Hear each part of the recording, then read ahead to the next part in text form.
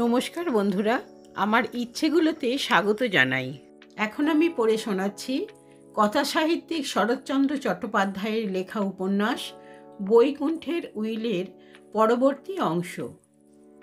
বাটির একান্তে পথের ধারের একটা ঘরে বিনোদ বসিত। ঘরখানি ইংরাজি ধরনের সাজানো ছিল।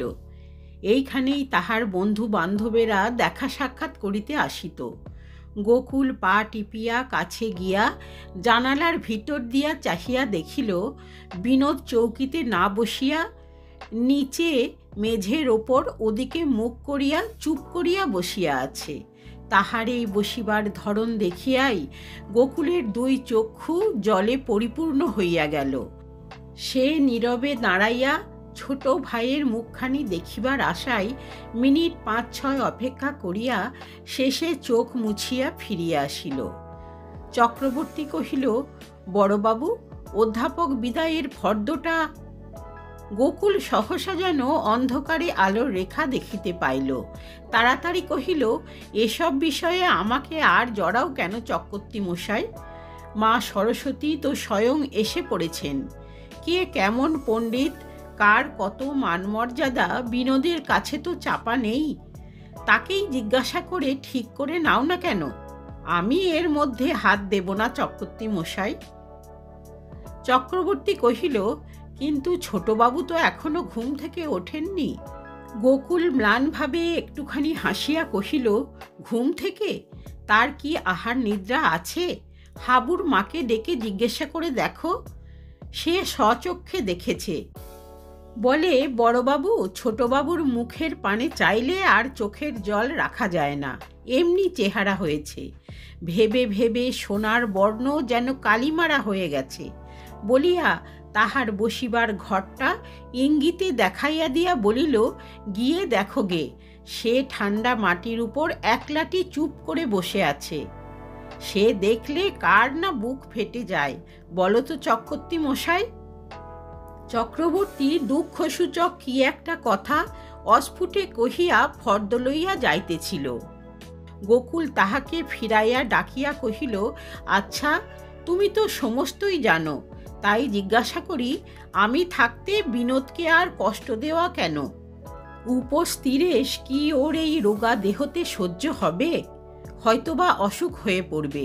আমি বলি, খাওয়া শোয়া ওর যেমন অভ্যাস তেমনি চলুক। চক্রবর্তী নিরুৎসাহভাবে কহিল, না পারলে। কথাটা গোকুল শেষ করিতেই দিল না। বলিল, পারবে কি করে? তুমিই বলো দেখি। আমাদের এসব কুলি মজুরের দেহ, এতে সব সয়, কিন্তু ওর তো তা নয়। ৫-৭টা পাশ করে যে দেশের মাথার মণি হয়েছে, তার দেহতে আর আমার দেহতে তুমি তুলনা করে বসলে। কে আছিস রে ওখানে, ভূত? যা তো একবার চট করে আমাদের ভট্টাচার্য মশাইকে ডেকে আন। না হয় যত টাকা লাগে শ্রাদ্ধের সময় আমি মূল্য ধরে দেব। তা বলে তো মায়ের পেটের ভাইকে মেরে ফেলতে পারবো না। ওকে আমি আলো চালের হব্বিষ্যি করিয়ে নিকেশ করতে পারবো না। এতে তিনি যাই বলুন। চক্রবর্তী অত্যন্ত অপ্রতিভ হইয়া সাই দিয়া কহিল, সে তো ঠিক কথা বড়বাবু, তবে কিনা লোকে বলবে। আরে লোকে কি বলবে বলে কি নিজের ভাইটাকে মেরে ফেলবো? তোমার এসব কি বুদ্ধি হলো বলো তো চক্রবর্তী মশাই? না না, ফর্দ টর্দ নিয়ে তোমার এখন তাকে জ্বালাতন করার দরকার নেই। মুখে যা হোক একটু কিছু দিয়ে আগে সে সুস্থ হোক। বলিয়া গোকুল নিতান্ত অকারণেই সে বেচারার উপর রাগ করিয়া চলিয়া গেল। চায়ের বাটিটা বিনোদ ব্রাহ্মণের হাত হইতে লইয়া ছুঁড়িয়া ফেলিয়া দিল। কিন্তু সে বস্তুটা যে কত গোপনে প্রস্তুত হইয়াছিল এবং পাত্রটা যে কাহার বুকের উপর গিয়া কতখানি আঘাত করিল, সে শুধু অন্তর্যামীই দেখিলেন। সমস্ত দিনের মধ্যে বিনোদ অনেকেরই সহিত কিছু কিছু কথাবার্তা কহিল বটে, কিন্তু বড় ভাইয়ের ছায়া দেখিলেও সে সরিয়া যাইতে লাগিল। অথচ সে ছায়া তাহাকে মুহূর্তের অবকাশ দেয় না। বিনোদ যেদিকে মুখ ফিরাইয়া চলিয়া যায়, গোকুল কাজের ঝঞ্ঝাটে হঠাৎ সেই দিকেই আসিয়া পড়ে। এমনি করিয়া বেলা পড়িয়া আসিল। অপরাহ্ন বেলায় বিনোদ বসিবার ঘরে একা বসিয়াছিল। একখানা কাগজ হাতে করিয়া গোকুল আসিয়া দাঁড়াইল। অকারণে খানিকটা কাষ্ঠ হাসি হাসিয়া কহিল, কলিকাতার বাসা ছেড়ে তুমি হাজারিবাগে হঠাৎ চলে গেলে? বাবা মৃত্যুকালে সে শুনেছ বোধ হয়, সে একটা তামাশা আর কি। বলিয়া গোকুল পুনরায় শুষ্ক হাসির অভিনয় করিয়া কহিল, তা তোমার যেমন কাণ্ড, একটা খবর পর্যন্ত দেওয়া নেই। তা যাক, সেসব হবে এখন, কাজটা চুকে যাক, একটা দানপত্র লিখলেই। বুঝলে না বিনোদ, গোটা কয়েক টাকা শুধু বাজে খরচ হয়ে যাবে, বুঝলে না? আর শালার লোক যা এখানকার, জানোই তো সব, বুঝলে না ভাই? তা সে কিছুই না, বাবাও বলে গেলেন বিষয় আশয় তোমাদের দু ভাইয়ের রইল, এ একটা শুধু, বুঝলে না? তা যাক, সেজন্য কিছু আটকাবে না। আর আমার তো মেজাজের ঠিক নেই ভাই, এই লোহার সিন্দুকের চাবিটা তুমি রাখো। আবার পণ্ডিতদের আহ্বান করা হয়েছে, কার কত বিদায়, কে কি দরের লোক, সে তুমি ঠিক করে না দিলে তো আর কেউ পারবে না। কিন্তু আমার তো এমন ফুরসত নেই যে দাঁড়িয়ে দুদণ্ড তোমার সঙ্গে দুটো পরামর্শ করি। বলিয়া গোকুল চাবিটা এবং কাগজখানা কোনো মতে সম্মুখে ধরিয়া দিয়া তাড়াতাড়ি প্রস্থানের উপক্রম করিল। ঘুম ভাঙিয়া অবধি এই কথাগুলোই সে মনে মনে মক্ষ করিতেছিল। বিনোদ হাত দিয়া সেগুলি ঠেলিয়া দিয়া কহিল, আমাকে এর মধ্যে আপনি জড়াবেন না, এসব আমি ছোঁব না। এক মুহূর্তেই গোকুলের দাঁতের হাসি পাথরের মতো জমাট বাঁধিয়া গেল।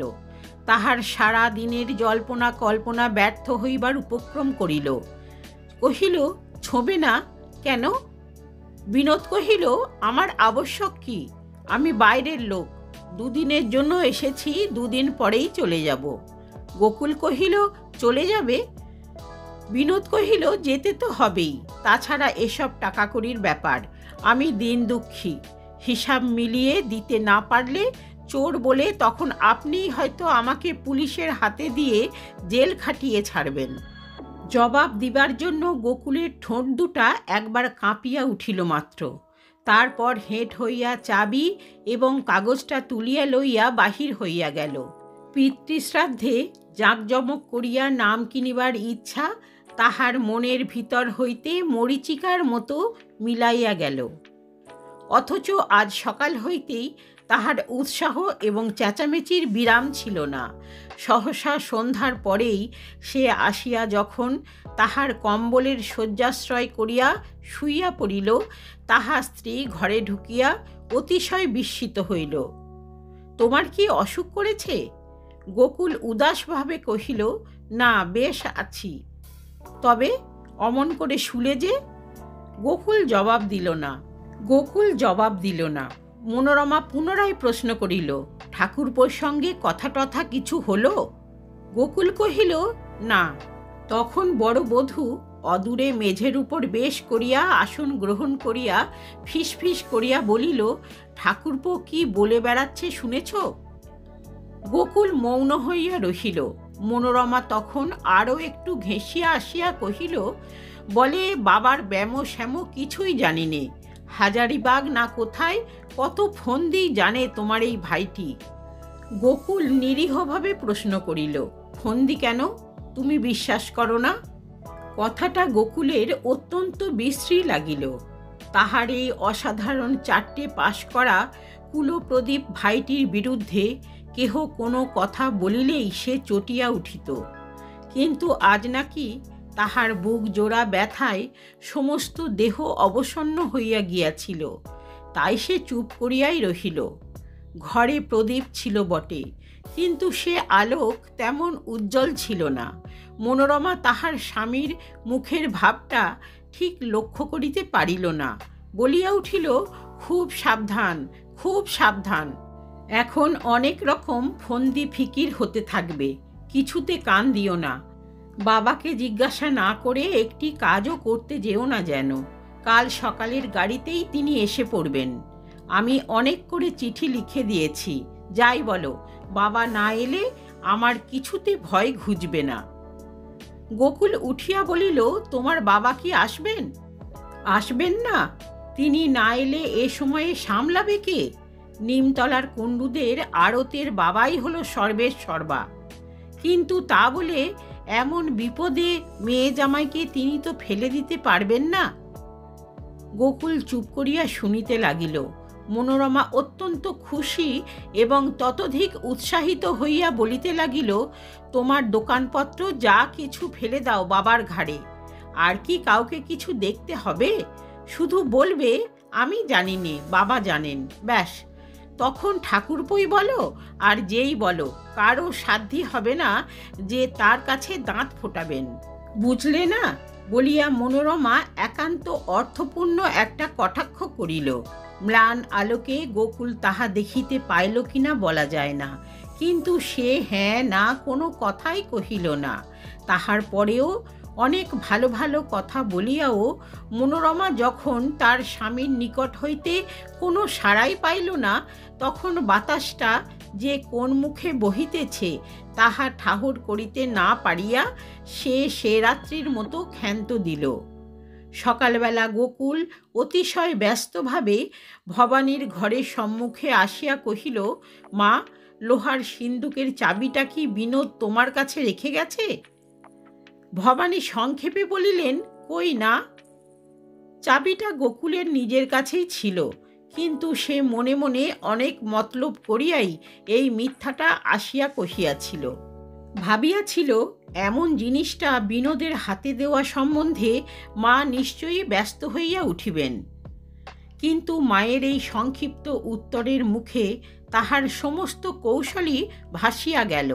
তখন সে ম্লান মুখে আস্তে আস্তে কহিল, কি জানি সেই কোথায় রাখলে না আমিই কোথায় ফেললুম। ভবানী কোনো কথাই কহিলেন না।